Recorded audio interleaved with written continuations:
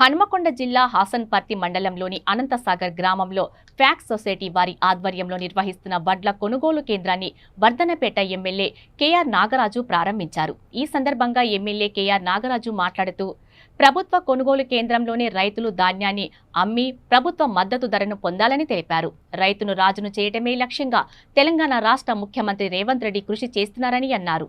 ఈ కార్యక్రమంలో హనుమకొండ జిల్లా కిసాన్ సెల్ అధ్యక్షులు, మాజీ ప్రజాప్రతినిధులు, కాంగ్రెస్ పార్టీ జిల్లా మండల నాయకులు, కార్యకర్తలు పాల్గొన్నారు. నమస్కారం. ఈరోజు హసన్పర్తి మండలంలో ఎక్కడెక్కడైతే కొనుగోలు సెంటర్లు ఉన్నాయో అవి పిఎస్సి ద్వారా, తర్వాత ఐకేపీ ద్వారా అన్నీ ప్రారంభించడం నా చేతుల మీద అదృష్టంగా భావిస్తున్నా. అలాగే సన్నవడ్ల పైన ఏదైతే 500 బోనస్ అని ప్రకటించిందో కాంగ్రెస్ ప్రభుత్వం, దానిపైన చాలామందికి అపోహలు కల్పించే విధంగా కొన్ని యూట్యూబ్ ఛానల్లో లేక సోషల్ మీడియాలో అసత్య ప్రచారాలు బీఆర్ఎస్ ప్రభుత్వం చేస్తున్నది. దాన్ని మేము ఖండిస్తున్నాం. రైతుకు వెంటనే అమ్మిన వెంటనే వారికి వారి యొక్క వడ్ల ధరతో పాటు 500 సన్న వడ్లకు ఇవ్వాల్సిన బోనస్ కూడా వారి అకౌంట్లో పడతాయనేది మా గౌరవ ముఖ్యమంత్రి గారు, ఉప ముఖ్యమంత్రి గారు, అలాగే వ్యవసాయ శాఖ మంత్రులు అయిన తుమ్మల నాగేశ్వరరావు గారు హామీ ఇవ్వడం జరిగింది. కాబట్టి ఎవరు కూడా ఎలాంటి అపోహలకు పోవద్దని నేను మీడియా ద్వారా అందరినీ వేడుకుంటున్న రైతు సోదరులను. అలాగే రైతు రుణమాఫీ అనేది అత్యంత కష్టతరమైన పనిని మా ప్రభుత్వం, కాంగ్రెస్ ప్రభుత్వం హామీ ఇచ్చింది, నిలబెట్టుకొని రైతులకు ఇక్కడ మొత్తం టోటల్ హసన్పర్తి మండలంలో 4,450 మంది బెనిఫిషియర్స్కు 29 కోట్ల రూపాయలు, 29,96,00,000 ఇవ్వడం జరిగింది.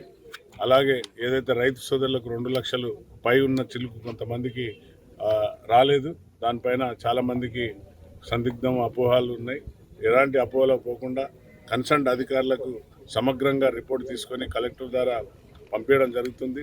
ఎందుకంటే కొన్ని బ్యాంకులో ఆధార్ కార్డు లింకు లేకుంటే ఐఓసి నెంబర్ తప్పు రావడం, ఐఎఫ్సి కోడ్ తప్పు పడడం వల్ల కొన్ని సమస్యలతోని వారికి రాలేదు.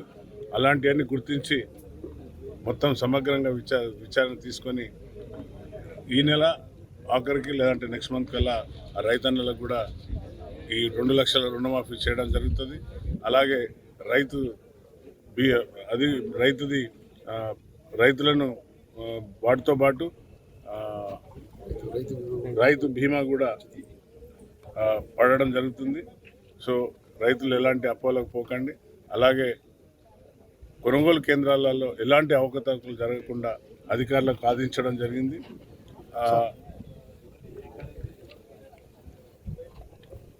వారికి ఎలాంటి సమస్యలున్నా కూడా తక్షణమే నాకేమన్నా నేను నా టోల్ ఫ్రీ నెంబర్కు చేయమని అధికారులను లేక రైతులను కూడా కోరుకోవడం జరిగింది. అధికారులకు తగిన సూచనలను ఇవ్వడం జరిగింది.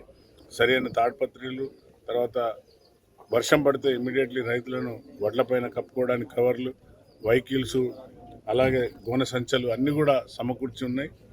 అలాగే రైస్ మిల్లర్స్ కూడా కఠినమైన ఆదేశాలు ఇవ్వడం జరిగింది.